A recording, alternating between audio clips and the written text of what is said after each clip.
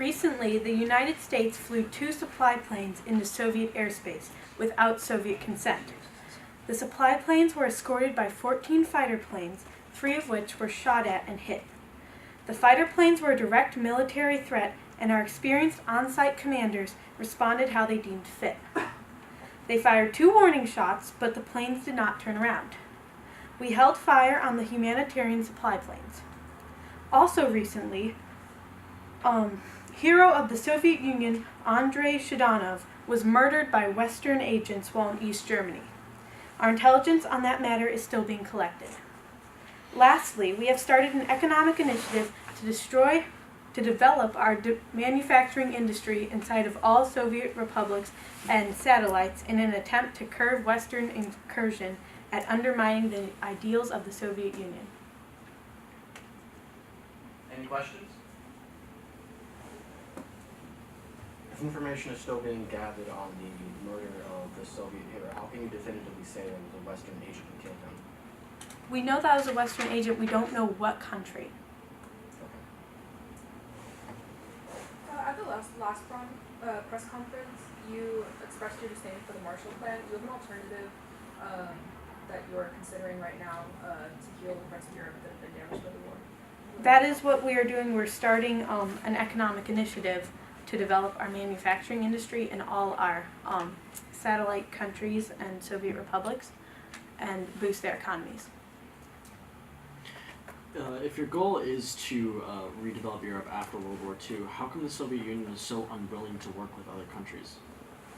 Because we are focused on developing communist countries that are allied with us, and so our focus is helping them. Time for one more question. Would you consider the 2 planes flying over East Berlin to be a threat to the Soviet Union and its ideals? Absolutely. They did not have permission to fly into our airspace, and that is a threat to us. And if we had flown over United States airspace, they would have shot our planes. Thank you, Delegate. We'll move on to the United States.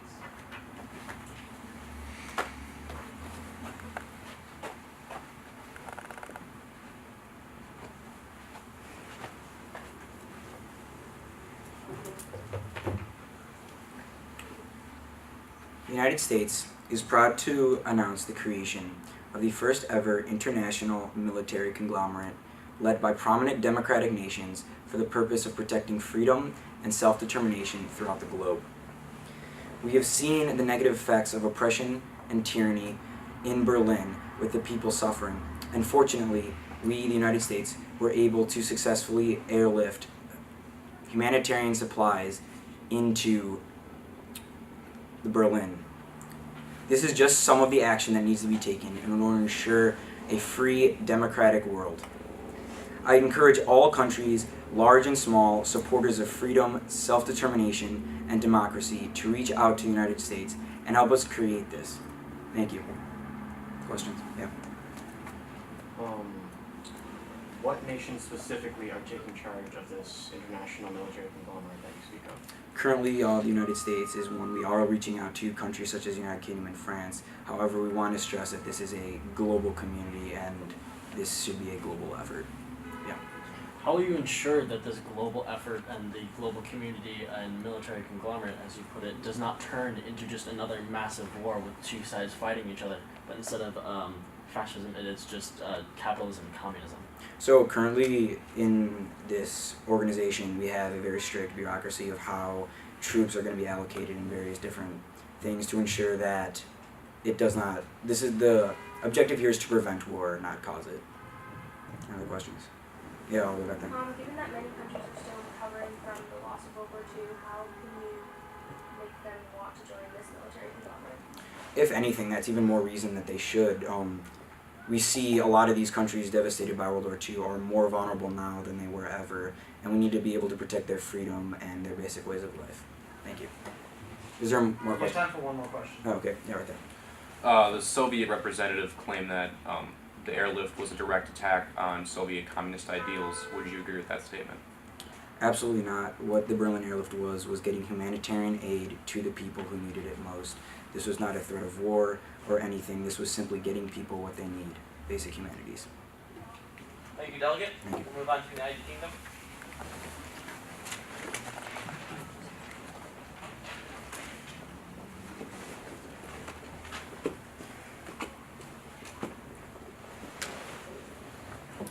The United Kingdom has taken action on the Israeli-Palestinian conflict. We have committed military and humanitarian aid to Israel.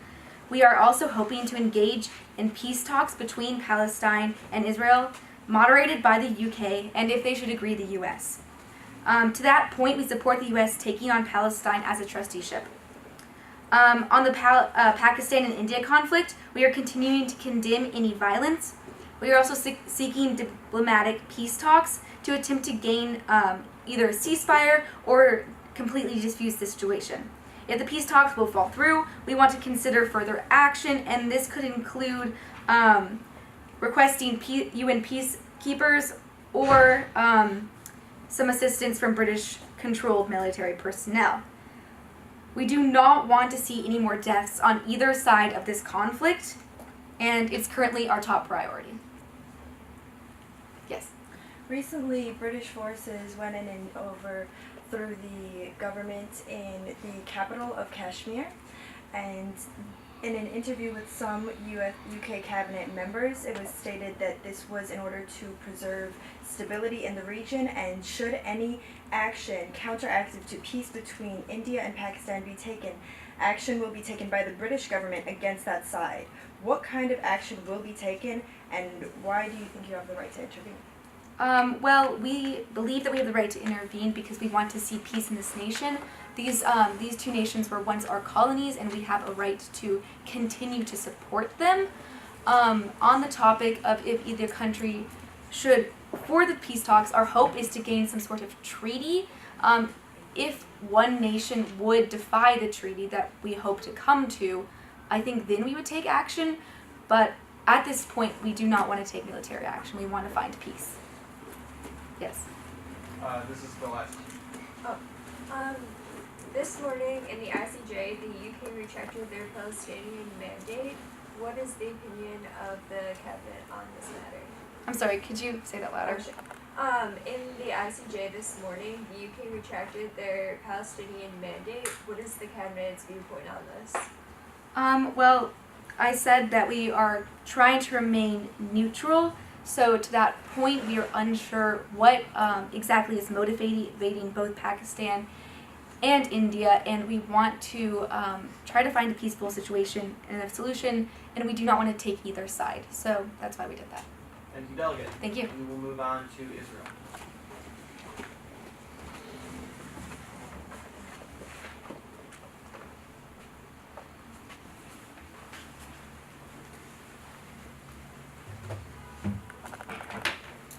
The Israeli cabinet is saddened by the United Nations General Assembly's rejection of our request to join the community of nations. Nevertheless, Israel will still abide by the principles outlined in her Declaration of Independence, which communicates her desire to be a peace-loving democracy that serves as a safe haven for all those fleeing from persecution. Israel will continue to be governed by the Jewish principles of equality and fairness, and looks forward to procuring and strengthening diplomatic relations with the global community.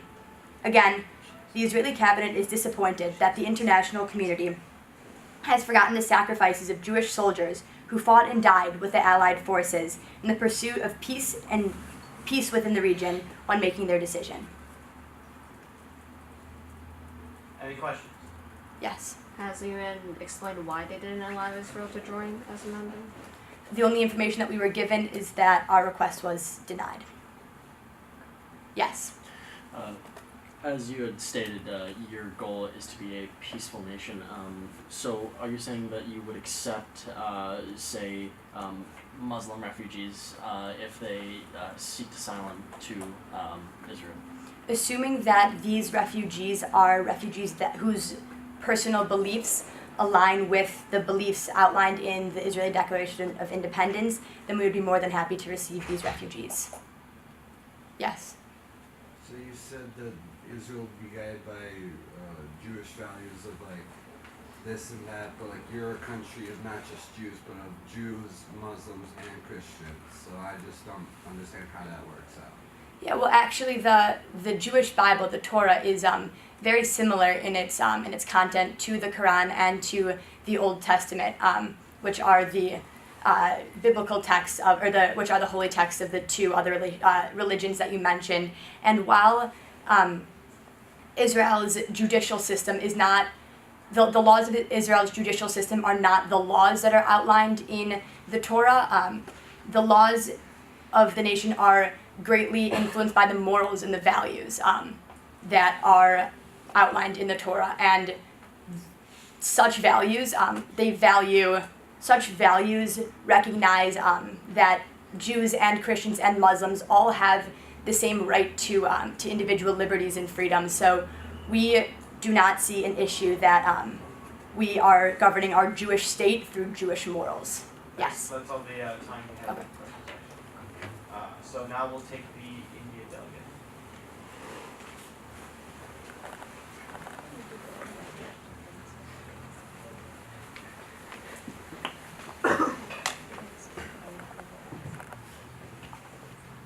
A troubling update from the situation in Kashmir. It seems to us that the Palestinian government themselves have taken a significant part of our land, our legally belonging to us land, and we have not responded with violence yet. We have tried to reach a peaceful solution, but Pakistan seems truly unable and unwilling to find that solution. The international community has also failed us, and it has forced our hand to the point where we need to defend our territory, because in this sense we are the victim here. We have been invaded. Many of our citizens have been killed and raped, and no one has done anything about it. But this Pakistani cabinet is seeking solutions to this problem as we speak. In a previous press conference, it was stated that Pakistani politicians are using, or that India believes Pakistani politicians are using religion as a wedge issue, and it's not the cause of the conflict. However, recently, Muslim rebels took control of Poonch and Nurpur in Indian-controlled Kashmir. If religion is not a cause of this conflict, then what do you think was the motivation behind these attacks and others like it? Well, clearly there is much to be gained by having the region of Kashmir. It is a great agricultural reason, and so when Pakistani politicians use religion to justify their territorial claims here, they use it. The reason they want the region of Kashmir is for their own territorial gain, and they use this religion issue to justify it. As a Muslim myself and a strong supporter of the Indian government, I know that we are a secular state that supports religions, does not discriminate against Muslims, and so the only reason available is the Pakistani government using that to their political advantage. Time for one more question. You speak of trying to make peaceful contact with the Pakistani government, but you also say that nobody's done anything about the horrific thing that Pakistan has done to the Indian people. So what else do you guys plan on doing in steps of protecting the people of your country? We are currently preparing a military response. We will not let them take any more of our territory, and we will do something about the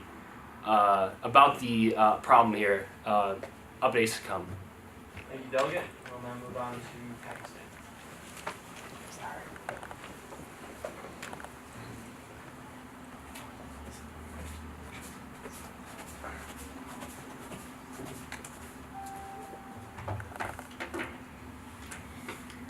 Achieving peace within Pakistan remains as our cabinet's main goal. We have worked to establish a new Pakistani law, which includes separate measures for civil and criminal courts. Because of this new law, we have been able to remove terrorists from our nation and secure our borders. We have also been working tirelessly to liberate the people of Kashmir from their Indian oppressors. Our recent victories show not only our dedication and perseverance, but the goodwill of the Kashmir people as well.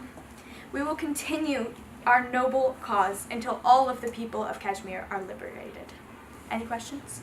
Yes. Okay, so in one of your statements, you claimed that Pakistan has gotten rid of terrorists. Who do you define as a terrorist? Anyone who seeks to cause harm to our nation for a reason such as religion or our values or beliefs. Yes. Recently, the British government endorsed actions that were taken by a British general in Kashmir to overthrow Hari Singh and take control of the capital in Kashmir. How do you respond to these statements by the British government? We already made a military response. We took that section. Yes. This morning, the representative of India said time and time again we've reached out to Pakistan themselves to reach a peaceful agreement, but that's just not possible. How to respond to these sentiments? We have never received any notice from the Indian cabinet for any type of peaceful discussion. We are still open for that discussion, but India has yet to show they are willing. We have time for one more question. Yes.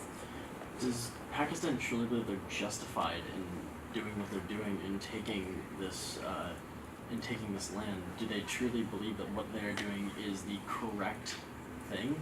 Are you talking about the Kashmir land? Yes. Well, if you are not aware, refugees are fleeing from the India-controlled Kashmir land because of the way they are being treated. If that's not enough to show that they do not want to be under Indian rule, then I don't know what else is.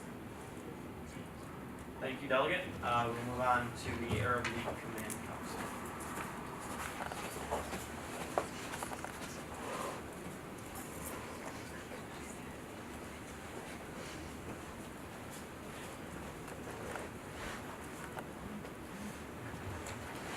The Arab League Command Council has been working tirelessly to right the wrongs that have been inflicted on us by Western powers and the Zionist movement. As Arab states, the League addresses you now more unified than ever before. Our individual states do not recognize any declaration made by Israel, as they are speaking from lands infiltrated and illegally obtained. They are stomping on the grounds of the people of Palestine.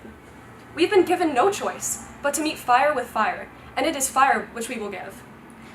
Within the cabinet, questions have been raised as to how to respond to the Palestinian question. The question has never been raised, should we protect our brethren?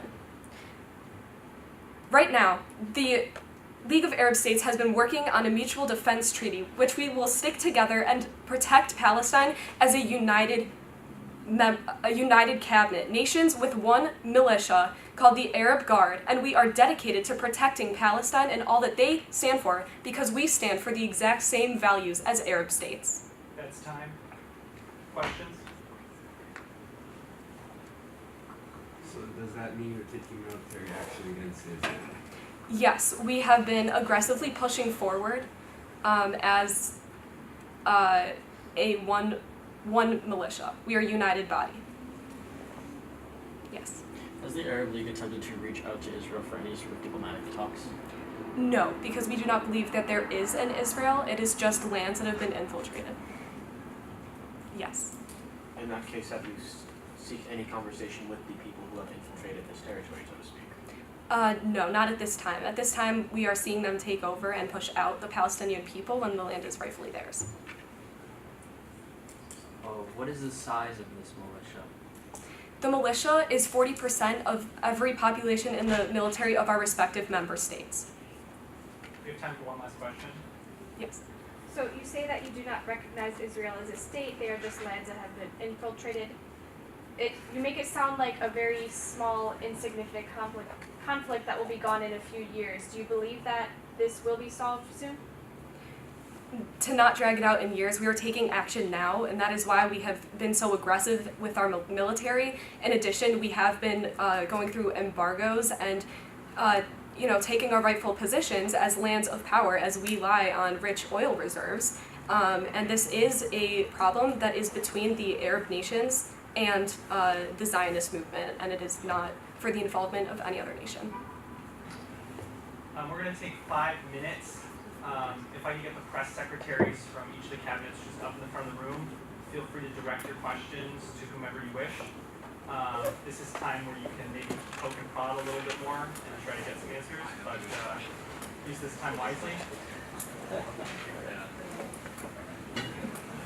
Alright, I have any questions. Sorry, Greg. That's